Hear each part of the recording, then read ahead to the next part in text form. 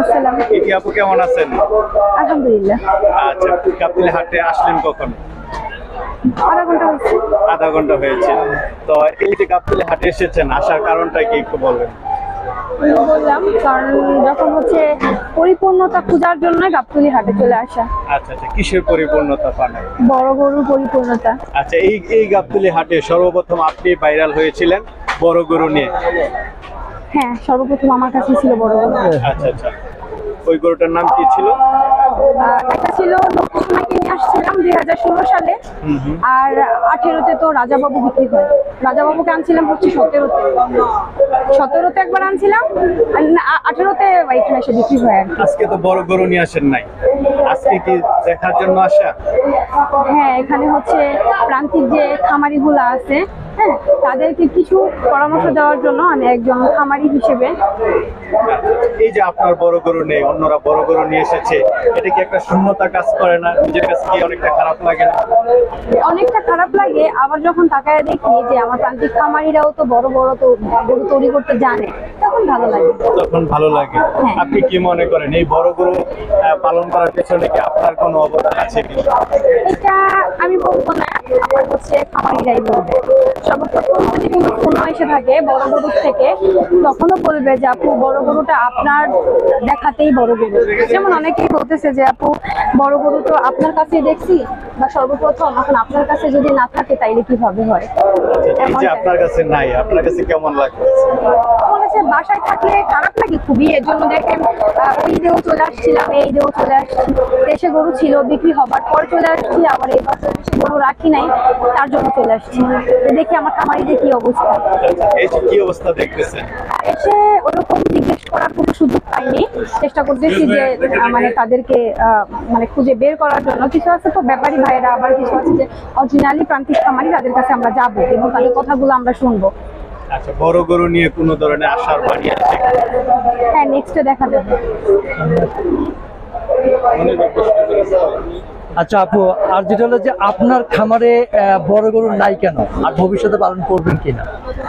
আসলে ভবিষ্যতে প্রথমত যদি বলি যে বড় গরু নাই কেন, কয়েকটা কারণে বড় গরু নাই। সেটা হচ্ছে প্রথমত হচ্ছে খাবারের দাম, তারপর হচ্ছে সিন্ডিকেট। বড় গরুর যে সিন্ডিকেট, এটা হচ্ছে আসলে কি বলবো, যেটা অন্য কোনো ব্যবসায় কতখানি কাছে আমার অভিজ্ঞতা নেই, আমার জানা নাই। এই বিজনেসে যে এত পরিমাণ সিন্ডিকেট হয়েছে, যেটা প্রান্তিক খামারিদের গলায় মানে ফাঁস হিসাবে ঝুলতেছে। কি ধরনের সিন্ডিকেট যদি একটু বলতেন? এই যে খাবারের দাম নিয়ে কারো কোনো কথা না বলা, বাংলাদেশে ব্রাহ্মা জাত নিয়ে কাজ করা, জাত আসুক। তারপরে হচ্ছে ছোট ছোট ছাগলগুলা যদি 15 লাখ দাম চায়, কিছু আপনার 800 কেজি একটা গরুর দাম যদি 1.5 কোটি টাকা দাম চায়, তাহলে তো যারা ক্রেতা আছে, যারা আসলে মানে অনেক বড় না, যেগুলো 2 কোটি টাকা কেনার সামর্থ্য রাখে বা অত শৌখিনতা তো সবার মাঝে কাজ করে। কোরবানি ঈদ মানে তো একটা শৌখিনতা কাজ করে, সৌন্দর্য কাজ করে। কিন্তু এই যে দাম বলে যে তাদের মাঝে যে একটা বিভ্রান্তি সৃষ্টি করে দেয়, যেটা তারা কি দাম বলবে না বলবে হাই হতাশ। আবার ওই ছাগল যদি 15 লক্ষ টাকা বিক্রি হয়, যেটার দাম আপনার 175 কেজি, 180 কেজি, তো 800-1000 টাকা, মানে 800-1000 কেজি একটা গরুর দাম যদি মানে 10 লাখ চাইতে যায়, তাইলেই তো ফেসবুকে তো একেবারে আমরা খায় না, মানে 2 লাইন না খাইয়ে ওইখানে আমরা কমেন্টস করে যাই যে বাটপাড়ি পাইছে, এত লাখ টাকা দাম চাচ্ছে। বিষয়গুলো তো এমন করে। এর জন্য হচ্ছে খামারিরাও বিপদে আছে এবং হচ্ছে যারা ক্রেতা আছে তারাও বিপদে আছে। আচ্ছা, আমরা দেখি বড় বড় খামারে বেশি দামে গরু বিক্রি হচ্ছে, কিন্তু প্রান্তিক পর্যায়ে গরু বিক্রি করতে গেলে অনেক সমস্যা, যেমন আপনিও ফেস করেছেন। এটার কারণ কি? এটার কারণ হচ্ছে তারা একাই হচ্ছে এই দেশটাকে দখল করে নিবে, এই সেক্টরটাকে দখল করবে। আমরা প্রান্তিক খামারিদের জন্য সেখান থেকে বিচ্ছিন্ন হয়ে যাই, এটাই হচ্ছে তাদের মূল উদ্দেশ্য। তাহলে আপনি গরুর দাম বাড়ুক, যদি কিনা খাবারের দাম যদি বাড়ানোর কথা বলতো, তাও আমাদের কিন্তু একটা আক্ষেপ থাকতো না যে গরুর দাম বাড়ছে, ঠিক আছে, খাবারের দাম নিয়ে তারা চেষ্টা করছে কিন্তু তারা ব্যর্থ হয়েছে। বিষয়টি এমন তো কখনোই একবারই শুনলাম না যে খাবারের দাম কেন কমে না। প্রান্তিক খামারিরা যে দিনে বছরে একটা গরু পালতে গেলে মিনিমাম বড় একটা গরুতে 2 লক্ষ টাকা প্লাস যে খরচ হয়, এটা তারা পোষাবে কিভাবে? এটা তো কোনোভাবেই হচ্ছে না। প্রান্তিকদের কোনো চিন্তা নেই, এটা আমি তো দেখতেছি না। আর উল্টে তারা বলে যে প্রান্তিকটা গরু পাললে নাকি তাদের কোনো খরচ নাই, ওই মাঠে ঘাটে থেকে নাকি এক বোঝা ঘাস এনে দেয়, তাতে হয়ে যায়, বা অবশিষ্ট যে খাবারগুলো এগুলা খাইয়ে নাকি গরু লালন পালন করে। আরেকটা কথা এখানে বলতে হচ্ছে আপনি যে সিন্ডিকেটের কথাটা বললেন, আসলে এই সিন্ডিকেটের পিছনে কারা দায়ী, কারা করতেছে? আর একটা হলো যে এই বললেন যে প্রান্তিক খামারিরা গরু তৈরি করতে পারে না, আসলে সত্য কোনটা? আমরা তো যতটুকু জানি যে আমরা বিভিন্ন জায়গায় ঘুরেছি, প্রান্তিক খামারিরা কিন্তু আসলে বড় গরু তৈরি করেছে আমাদের জানা মতো।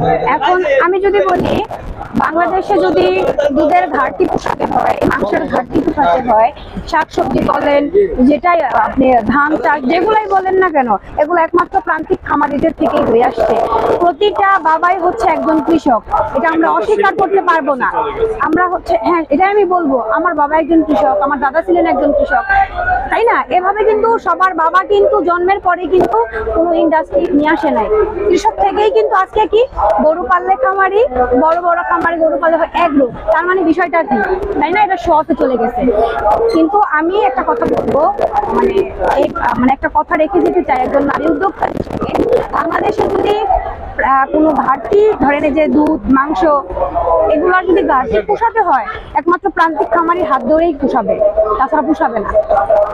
ঈদে আরেকটা অবশ্যই, এই যে আমরা গাবতলী হাটে প্রতি বছর দেখি ঈদের আগের দিন অনেক বড় গরু নিয়ে কান্নাকাটি করছে, পানির দামে বিক্রি করতে হচ্ছে, কিন্তু এগ্রো মালিকরা তো ভালো দামে বিক্রি করতে পারতেছে, আসলে কারণটা কি? ওই যে আমি বললাম, তারা যেমন তাদের হচ্ছে হাতটাও ঠিক তেমন। আর প্রান্তিক খামারিরা গরু মানে প্রথমত স্বপ্ন দেখে বড় গরু পালবো, সামর্থ্য আছে কিনা এটা পরে। প্রথমত স্বপ্ন দেখে বড় গরু পালবো, দ্বিতীয়ত স্বপ্ন দেখে আমি বড় গরু আরো বড় বানাবো, তৃতীয়ত স্বপ্ন দেখে যে আমি হচ্ছে এটাকে ভালো ন্যায্য একটা দাম পাবো, চতুর্থত তার স্বপ্ন ভেঙে যায়। এটাই হচ্ছে প্রান্তিক খামারিদের দশা। আর একগত তো সেটা হয় না।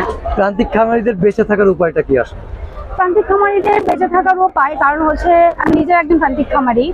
আমরা হচ্ছে যে সাইজের গরুগুলো লালন পালন করব, যেগুলা হচ্ছে দেখা গেছে যে আমাদের আশেপাশে বিক্রয় হবে, যেগুলো নিয়ে আমাদের চিন্তা করা লাগবে না, বা আমরা দিন শেষে হলেও যদি সেই গরুটা আমাদের খামারে থেকেও যায়, আমাদের দুশ্চিন্তার ছাপ আমাদের চোখে মুখে লাগবে না। এই গরুগুলো আমরা লালন পালন করব, তারপরে তারা যদি সব দেখায় বা যেটাই দেখায়, যদি তারা এই মোটা তাজার সেক্টর যদি তারা টিকায় রাখতে পারে, তারা রাখবে, আমরা অন্য সেক্টর বেছে নিব, তাই না? আমরা গরু পাললে খামারে, কিন্তু ওই যে বললাম আমি যে খামারে, বড় বড় খামারে গেলে হয় সেটা এগ্রোতে রূপান্তর হয়, কিন্তু দিন শেষে কিন্তু ওই আমাদের হাত থেকেই গরু নিয়ে এগ্রোতে ঢুকানো হয়, এবং হচ্ছে গাবতলী হাট বা বিভিন্ন প্রান্তর হাট থেকেই কিন্তু গরু ক্রয় করেই কিন্তু সেটা বড় বড় খামারে ঢুকানো হয়। তারা তো আর নিজেরা গরুগুলাকে তো আর আমদানিকৃত বা জন্ম এগুলো তো কোনোভাবে সম্ভব না, বিদেশি জাত হয়ে যায়, বংশ মর্যাদা পূর্ণ গরু হয়ে যায়, তার বাবা যুদ্ধ করে। তো এগুলো আসলে তাদের পক্ষে সম্ভব হয়, আমাদের পক্ষে সম্ভব হবে না। ঠিক আছে, ধন্যবাদ আপনাকে। ধন্যবাদ।